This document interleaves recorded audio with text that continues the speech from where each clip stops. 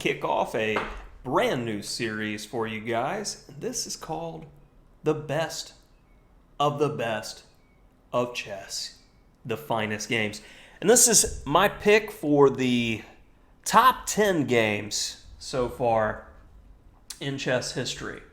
And this is a hotly contested subject as there's so many great games, and it's easy to make a top 100 list, but I narrowed it down to these 10. These are all my personal picks, and we're going to go in order of 10 being the worst of them, and they're all fantastic, to number 1 being the greatest of all time. So without further ado, let's go ahead and dive right into this game between Geller and Euwe/Euwe, depending upon what part of the world you're in, from the Zurich Candidates 1953. And let's get it going with the Nimzo Indian. And easily, with the Sicilian, I consider the Nimzo Indian the most modern defense for black. And when you look at the top guys, pretty much all of them either actively play it as their main weapon or it is within their repertoire. And there's a reason for it. You can get imbalances and you can play for a win quite easily with the Nimzo Indian. And even in 1953, they already had a feel for the theory where we get the Rubinstein variation. And I like black's choice in this game with c5, because already we're putting some pressure on the white center, and potentially when we capture on d4 in some lines, we have the ability to play against an isolated pawn. And it takes a special type of chess player to play with an isolated pawn these days. I think it's, even though it's not bad, it's just going out of fashion. I don't see it very often with guys in the top 100 anymore, so to speak. So, moving forward, let's take a look at some of the ideas here before we get on with the main game. And for instance, if the solid like bishop d2 move, and I've seen this when playing against much lower rated players, and I've seen it in the games of my students when they're faced with the Nimzo Indian, you'll see this early bishop d2. Well, one of the benefits is, one, we're playing against the isolated pawn, but two, you can get kind of a hedgehog or neo-hedgehog structure playing these types of systems where you can drop the bishop back, play b6, castle, and then either play d6 or d5, depending upon what's going on with white, and put the knight on d7 at that point. And I always like the flexibility of, say, the Nimzo Indian, Queen's Indian complex, because you get those hedgehog structures very often, which you also get in the Sicilian. So you see this type of theoretical overlap. And it's interesting that, say, for instance, when you study the games of Karpov paired the Nimzo Indian, Queen's Indian complex with a Caro-Kann, and there's overlap in those two openings as well. So coming back, knight ge2 is the secondary move here, and I feel that black can get equality quite quickly without too much effort by isolating the d-pawn, keeping the bishop as a capture would not double pawns as white would take back with the knight, and we end up getting this position where this is already equality, where black has, well, both sides have room to press, but I prefer black. And the current main line is with bishop d3. And here I like the idea with bishop takes c3, taking the opportunity to double the pawns. And this is a significant moment in Nimzo Indian understanding, because you have a number of moves and choices with the pawn structure for black. This is a significant moment, and we'll say this is the first pause your video in the series to figure out where do you want your pawns over the next few moves and why. Alright, hopefully you paused your video and thought about this. So let's go through some candidate moves and why they're wrong. C takes d4 is not going to be a move that comes into consideration because that's going to fix white's structure, and it defeats the purpose of creating the imbalance, capturing on c3 that we did earlier. Keep in mind, when you trade off a bishop for the knight early, you have the knight pair. Your opponent has the bishop pair. When are bishops good? In open positions where they can work. When are knights good? In closed positions. They're the only ones who can hop over things. They can work. So we're both jockeying for the position that we want. And in this case, another move, which doesn't do, is d5. Because white has the convenient ability to trade, open the position up, and it just makes white's life easier. That's why I really like this move, d6. And if you said b6, I would say it's a reasonably adequate move. d6 falls more in the scheme of what I would like to see, though. Personal preference. After d6, castles, e5. And this structure is great because we have now gotten all of our pawns in the center on dark squares, agreeing with our remaining bishop, making our bishop stronger. Very important theme to keep in mind if you're a Nimzo-Indian player. So coming back after c5, we have a3, and this is definitely not an optimal move as white is just encouraging black to do something that he wanted to do, so a3 is essentially a waste of the move. And black elects for that secondary option that I discussed earlier with b6, followed by simple development, getting our bad bishop into the game. Bishop b7, hitting g2 with the threat. So now f3 to stop that. Knight c6 with some pressure in the center. We both tuck our nuggets away. And knight a5. I like this move because it unleashes the bishop's eye again, and it leaves us flexible to focus on this weak doubled pawn. And you'll often see a pile up in games by black, where we'll look to play bishop a6, rook c8, queen c7, c takes d, and white will not have enough attackers in order to defend this. So if you're playing white in these positions, it's like, well, why play it at all if we can see a clear plan on how this pawn is going to fall? Well, without that dark square bishop, we have one less defender, especially for the king side.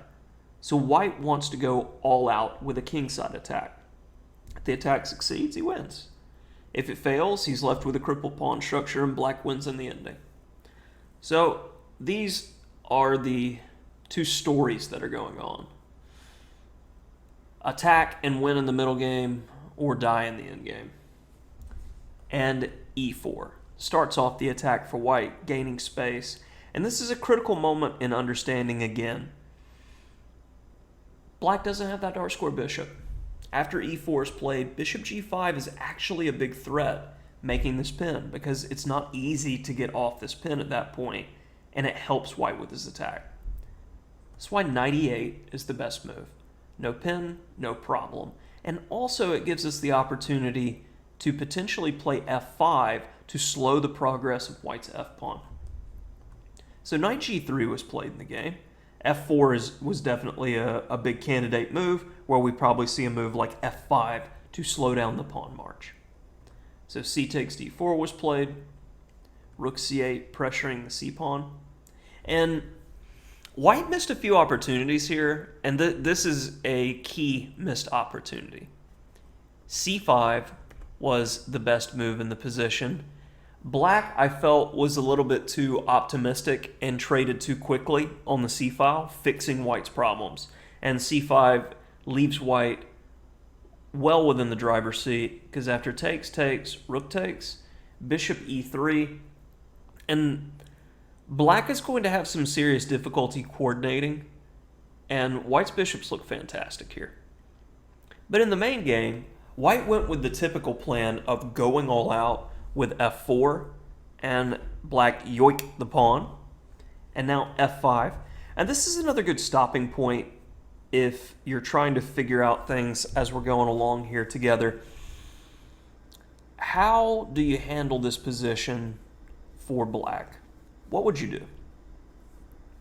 All right, hopefully you took time to pause the video. We need to stop the march of the f-pawn. f6, critical move. Stop your opponent's ideas. And after rook f4, another good moment. Well, my natural reaction here when first looking at this position was, it's all about white's attack. You kill the attack, you kill the counterplay, he loses in the ending because he's already a pawn down. So the main game move was b5.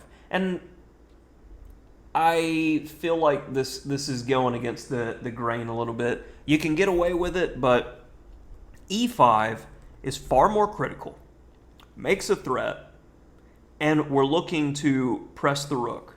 Because after takes, our queen is covering the h4 square where the rook would like to go to keep going with an attack, and white has no better than to retreat with the rook. If you want to play b5 after this and slowly improve, be my guest. But e5 was a critical move in order to press white backwards. And it's that Karpovian style of play, that thought process of, when things get around my king, I simply swatting them away and making my position better. After b5, rook h4 was played, and we're making a threat on the d-pawn, and white understands that it's all about the attack. So he plays e5 to complicate matters. The rook is now defending the d4 pawn, and tactics, knight takes e5 due to the pin on the d-pawn. Takes on d3 because we had this dangerous x-ray on the h7 pawn. And sadly, we can't just defend h7 easily here. h6, I mean, in the very least, white has e takes d7 forking our knight and rook. So queen takes e6 is played.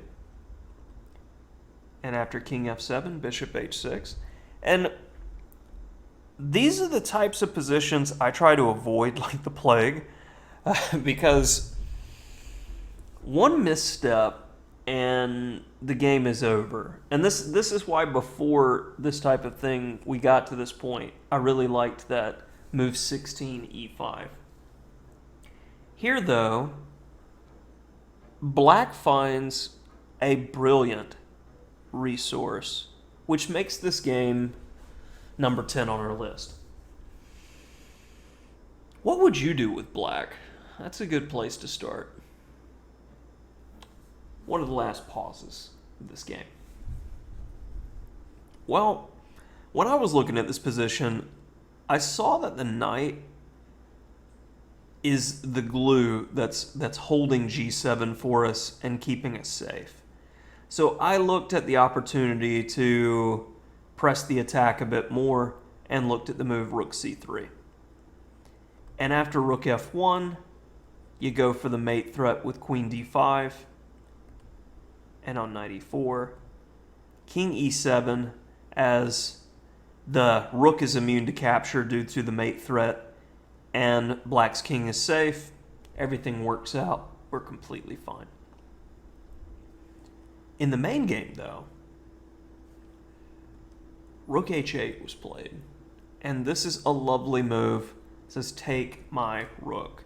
Get your queen off sides. And now rook c2. And this is a beautiful moment because the game is over unless white finds the only defense, and there is a defense here. This is a pause your video and take a long think, because I will be honest, I did not see this without engine assistance. Okay, hopefully you took time to give that pause, and the only defense starts with d5. This must be played because after bishop takes, rook d1, and in many lines we need the ability to sack back, taking the bishop with our rook, check, And after king f1, we take. Bishop f3, hitting the rook and trying to defend. Takes. And after knight g7, we've reached a dynamically balanced position, but it's very difficult to say who has the edge here. Black's king is open. My personal preference is leaning towards black because of the extra pawns, but anybody's game. In the main game, though, rook c1 was played, and now it is black to play and win. So if you'd like to figure that out, you can pause, but I'm going right ahead. Rook takes g2, and after king f1, queen b3 with the monstrous threat of going to f3, followed by mate. And there's nothing white can do other than spite checks and jettison a few pieces here, and therefore, with mate to follow, white resigned. That'll do it for our first game of the series. Hopefully you're enjoying this new series. Let's get it.